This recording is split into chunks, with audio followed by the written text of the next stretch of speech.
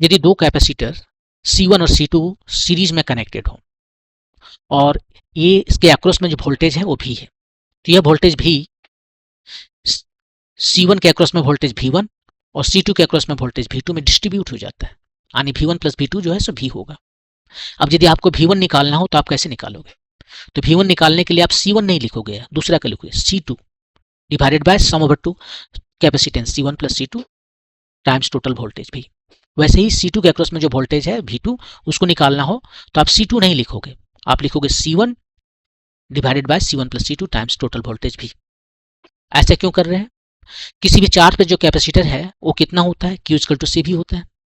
यहाँ पर connection series में है और सीरीज में चार्ज दोनों ही कैपेसिटर पर सेम होता है, तो चार्ज जो है सो कांस्टेंट हो गया। तो इस तरह से V जो है सो प्रोपोर्शनल हो गया 1/C। यहाँ पर भी C का इन्वर्सली प्रोपोर्शनल है, डायरेक्टली प्रोपोर्शनल नहीं है।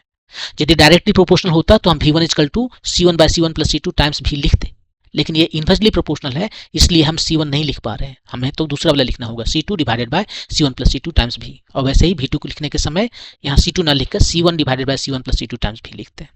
यदि आप इसको डिराइव करना चाहते हो तो सबसे पहले चार्ज निकाल लीजिए, और चार्ज निकालने के लिए आप कहिए कि V1 प्लस V2 = V है, और V1 का वैल्यू आप लिख सकते हो यहाँ से इस फॉर्मूला से Q/C1, Q/C1, और V2 को लिख सकते हो Q/C2। यहाँ से आपको चार्ज मिल जाएगा। एक बार आपको चार्ज पता हो गया तो आप निकाल लीजिए V1 = Q/C1, जो आपको ये मिलेगा, और V2 भी निकाल लीजिए।